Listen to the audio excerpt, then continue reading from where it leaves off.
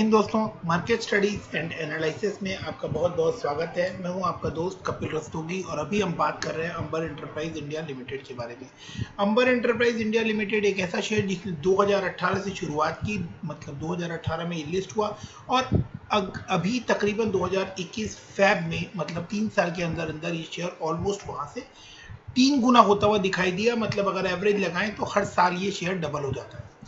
तो इतने अच्छे शेयर में जो हर साल डबल हो जाता है, आज उसके बारे में हम एनालिसिस करते हैं कि क्या ये शेयर आगे आने वाले टाइम में भी ऐसा ही दमखम दिखाता रहेगा, इतना ही हमारे पैसे को अप्रिशिएट करता रहेगा, क्या नए टारगेट बनते हैं, क्या टेक्निकल्स के हिसाब से क्या पोजीशन बनती है, फिनेंशियल्स भी एक बार देख लेंगे। मैं अंबर एंटरप्राइज के ऊपर ये तीसरा वीडियो बना रहा हूँ 1 महीने के ड्यूरेशन के अंदर, और जब भी मैं इसके ऊपर वीडियो बनाता हूँ ये वहां से 500-700 रुपए जंप कर जाता है। तो डेफिनेटली ये बढ़ता हुआ शेयर है, फास्ट ग्रोइंग शेयर है। इसे बढ़ने के पीछे क्या क्या रीजंस है वो अपने लास्ट वीडियो में मैंने बताए हैं। फिर मैं एक बार दोबारा से उनको लेकर डिस्कशन करूंगा, तो बने रहिए वीडियो में मेरे साथ। और अभी तक दोस्तों अभी आपने चैनल को सब्सक्राइब नहीं किया है तो प्लीज चैनल को सब्सक्राइब करें, सो दैट कि मैं और आप इसी तरह से जुड़े रहें और आगे मैं आप लोगों को इंपॉर्टेंट इन्फॉर्मेशन इसी तरह से शेयर करता रहूं। तो थैंक यू दोस्तों, आगे बढ़ते हैं। अंबर एंटरप्राइज इंडिया लिमिटेड का शेयर अभी 3212 रुपए के आसपास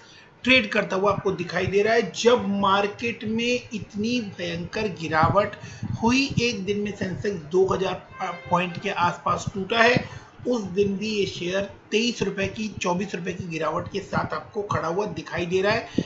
आगे मैं आप लोगों को सबसे पहले इस शेयर के टेक्निकल एनालिसिस और सीधे चार्ट पर लेकर चलता हूं। चार्ट पर हम देखें तो ये जो कैंडल आज आपको बनती हुई नजर आई है, जिस कैंडल में सिर्फ शेडो है, बॉडी नहीं है या नाम मात्र की है, इस तरह की कैंडल में ये कैंडल जो है ये डिनोट करती है कि बायर्स और सेलर्स का प्रेशर एकदम इक्वलाइज था। ना तो बायर हावी हो सके ना सेलर हावी हो सके, जिस वजह से इसमें बॉडी जनरेट होती हुई आपको दिखाई नहीं दी और सिर्फ शेडो ही रह गई। एक लोअर रेंज के अंदर ही शेयर अप हुआ और डाउन हुआ और बंद हो गया, बट इसने ट्रैवल बहुत बड़ा किया, सेलिंग भी हुई और बाइंग भी हुई। अब हम देखें कि इस शेयर में आगे क्या पोजीशन बनती है। तो मैंने एक सपोर्ट ट्रेंड लाइन जो है यहाँ पर ड्रॉ की है और ये उसी लाइन पे आपको सपोर्ट कर लेता हुआ दिख भी रहा है। तो डाउन साइड इसमें कुछ ज्यादा यहाँ से दिखाई देता नहीं है। आरएसआई जो है वो 71 है, 70 से अबव जो होता है वो सुपर बुलिश जोन या कहे आप ओवरबॉट जोन या ओवर बुलिश जोन जो है उसमें दिखाई देता है। तो शेयर में बहुत ज्यादा तेजी दिखाई दे रही है, यहां से बहुत ज्यादा तेजी दिखाई देने वाली चांसेस बन रही है। ओवरबॉट जोन में है, इसलिए ये भी चांसेस रहती है कि यहां से कुछ बिकवाली की चांसेस भी आपको देखने को मिल सकती है, क्योंकि ओवरबॉट जोन में जाने के बाद कुछ लोग अपने उनके टारगेट फुलफिल होते हैं और वो लोग जो लोग शॉर्ट टर्म का विजन रखते हैं वो लोग वहां पे सेल आउट करके निकलते हैं, सो दैट कि शेयर नीचे आता है और आपको वहां पे बाइंग करने का एक अच्छा मौका मिलता है। तो ये शेयर अभी जिस पोजीशन पर खड़ा है वहां से डाउन साइड बहुत कम बनता है। जिस सपोर्ट लाइन पे ये सपोर्ट लेने की चांसेस बन रही है, अगर ये वहां पर सपोर्ट लेकर, जैसा कि ले भी रहा है, कंटिन्यूअस इस लाइन के ऊपर सपोर्ट लेता हुआ आपको दिख रहा है, तो इसी लाइन पे सपोर्ट लेके ये आगे बढ़ेगा। डेफिनेटली आने वाले टाइम में आप लोगों को ये 3500-3600 रुपए के टारगेट्स दिखा देंगे। किसी एनालिस्ट की, किसी ब्रोकरेज फर्म की बात मैं नहीं कर रहा, आप खुद भी समझ सकते हैं, ये कोई बहुत बड़ा रॉकेट साइंस नहीं है। अगर आप सिंपल भी टेक्निकल चीजों को समझने की कोशिश करें तो यहां से आपको इसका टारगेट समझ में आ जाएगा। इवन दो मैं आपको इसका टारगेट यहां पर दिखा देता हूं कि यहां पर लिखा हुआ है कि Amber enterprise Sharekhan retains buy rating with revised price target of 3716। तो 3200 रुपए के आसपास ये ट्रेड करता हुआ आपको दिखाई दे रहा है और शेर खान ने इसका प्राइस जो है वो 3716 रुपए के आसपास दिया है, जो कि मैंने आप लोगों को सिंपली समझा दिया कि ये 3716 रुपए किस वजह से जाने के। टेक्निकली अगर हम देखें तो यहां से ही वो ऐसे ही वो लोग पढ़ के आपको बताते हैं कि टेक्निकली ये यहां से 3716 रुपए के आसपास जाने का जाता हुआ दिख रहा है।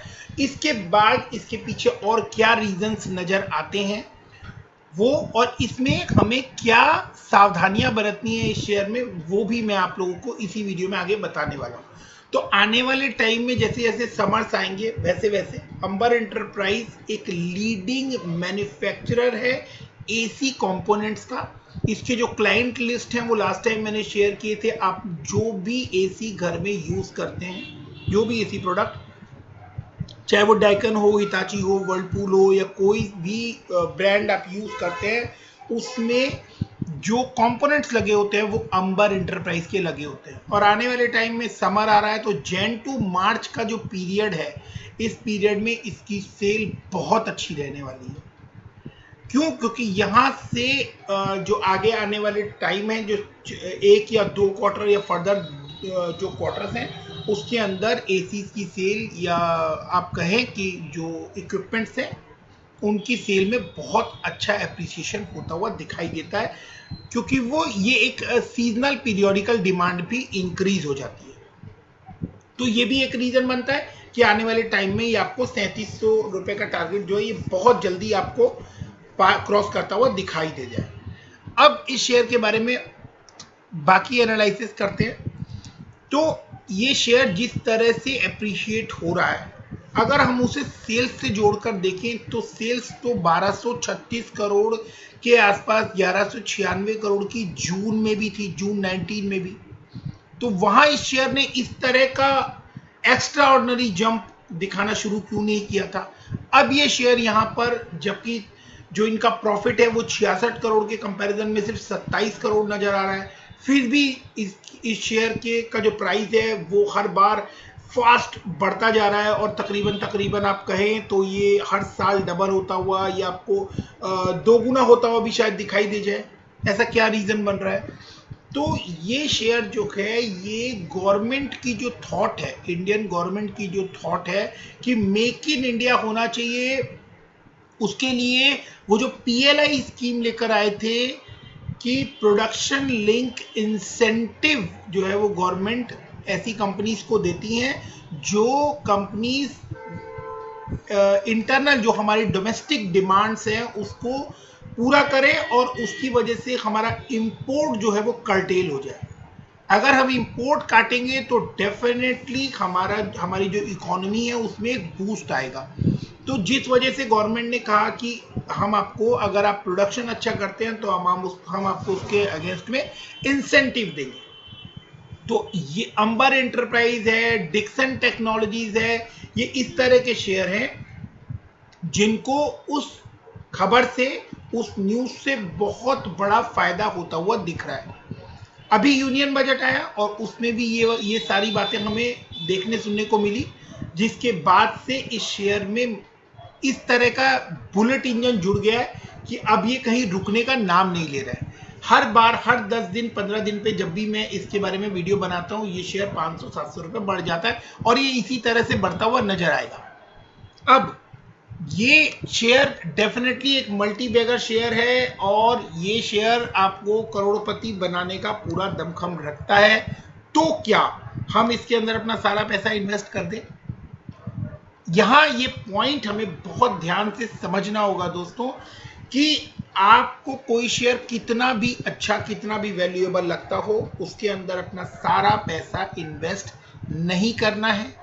किसी एक शेयर में अपना सारा पैसा इन्वेस्ट नहीं करना है, और आपको ये देखना है कि आपका पोर्टफोलियो जो है वो किसी एक शेयर पे या 1 या 2 शेयर्स पे डिपेंड होके ना रह जाए, सो दैट कि मार्केट में अगर आने वाले टाइम में किसी न्यूज की वजह से कोई झटका लगता है तो आप उसको झेल सके, और आपका पोर्टफोलियो जो है वो एक बैलेंस पोर्टफोलियो बनकर रहे।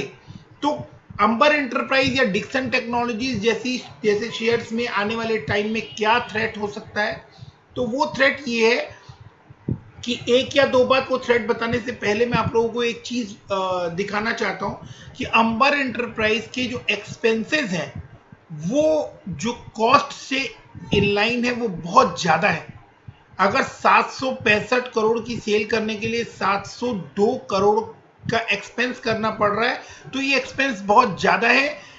दो, ये मटेरियल कॉस्ट है, रॉ मटेरियल कॉस्ट है, डायरेक्ट वेजेस है, लेबर्स है, इनपुट जो कॉस्ट है बेसिकली वो कॉस्ट बहुत ज्यादा है, इनपुट और आउटपुट कॉस्ट बहुत ज्यादा है। तो ये भी एक कंसर्न है कि आने वाले टाइम में अगर कॉस्ट पे कुछ काम नहीं किया गया तो भी ये जो है वो प्रॉफिट को इसी तरह से हैम्पर करता रहेगा। अदरवाइज आप खुद सोचिए कि अगर 765 करोड़ के अगेंस्ट में जो कॉस्ट है वही 600 करोड़ के आसपास या 550 करोड़ के आसपास मैनेज करके चलते तो कंपनी को एक ग्रोथ, एक सस्टेनेबल ग्रोथ आपको प्रॉफिट में हमेशा दिखाई देती। तो ये भी एक चीज है जिसके ऊपर हमें ध्यान देना है। आगे किस न्यूज पर, किस चीज पर हमें गौर बनाए रखना है, वो एक एनालिस्ट के तौर पर मैं आप लोगों को क्लियर कट यहां पर बताने की कोशिश कर रहा हूं। जिस तरह से चाइना को लेकर हमारी पॉलिसीज रिवाइव हुई हैं और हम आत्मनिर्भर बनने की कोशिश कर रहे हैं या हमने प्रोडक्शन लिंक इंसेंटिव स्टार्ट किए हैं, that all seems good, fine. लेकिन आने वाले टाइम में अगर गवर्नमेंट का चाइना के साथ कुछ सेटलमेंट होता है और हम दोनों कंट्रीज के बीच में कुछ सीज फायर होता हुआ दिखता है और वापस से वहां के इंपोर्ट को, वहां के प्रोडक्ट्स को इंडिया आने की परमिशन मिलती है, क्योंकि कंपैरेटिवली वो उन लोगों के जो प्रोडक्ट्स हैं, चाइनीज प्रोडक्ट्स, वो यहाँ के प्रोडक्ट से सस्ते होते हैं। और वो सस्ते होने के रीजन से क्या इम्पैक्ट पड़ता है कि जो लोग यहाँ के प्रोडक्ट्स होते हैं उनके कंपैरिजन में लोग वहाँ के प्रोडक्ट्स खरीदना शुरू कर देते हैं। तो इस तरह की न्यूज़ पर भी हमें बारीकी से नज़र बनाए रखनी होगी, क्योंकि अंबर इंटरप्राइज, डिक्सन टेक्नोलॉजीज और जो इस तरह के जुड़े हुए शेयर हैं जो कि डायरेक्ट मैन्युफैक्चरिंग से रिलेटेड हैं और जो प्रोडक्शन लिंक इंसेंटिव से रिलेटेड है, ऐसे शेयर्स में अगर कोई पॉइंट है तो वो ये एक पॉइंट है जिसके ऊपर हमें नजर बनाए रखनी होगी।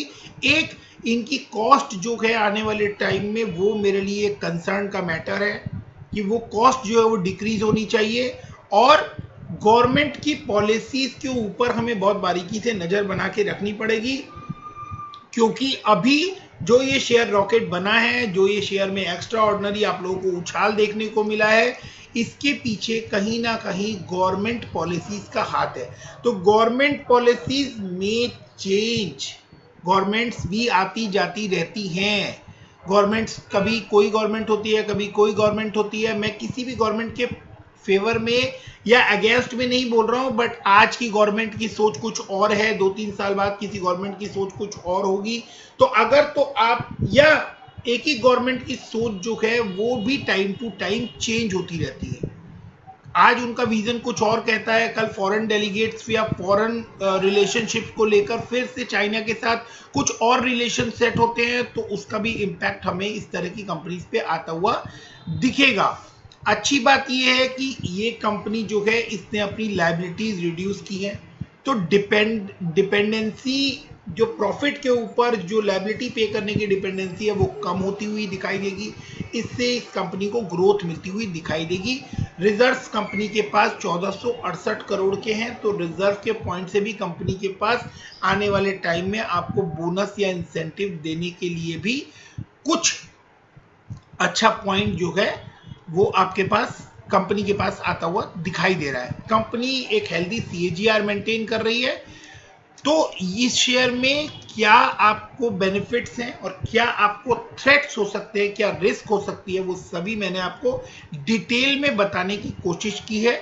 इसके बाद भी अगर आपके कोई क्वेश्चन आंसर्स इस शेयर से रिलेटेड आपके पास है तो डेफिनेटली आप कमेंट सेक्शन में आइए and we can have a healthy discussion. दोस्तों, तो आपका पैसा है, आपकी जिम्मेदारी है, बहुत ध्यान से और संभाल के अपने पैसे को मार्केट में इन्वेस्ट कीजिए। किसी भी बढ़ते हुए शेयर में इन्वेस्ट करना अच्छी बात है, बट सारा पैसा इन्वेस्ट कर देना एक रिस्क की बात हो सकती है। हर शेयर के रिस्क फैक्टर को जरूर से समझिए, चाहे वो शेयर आपको देखने में कितना भी अच्छा लग रहा हो।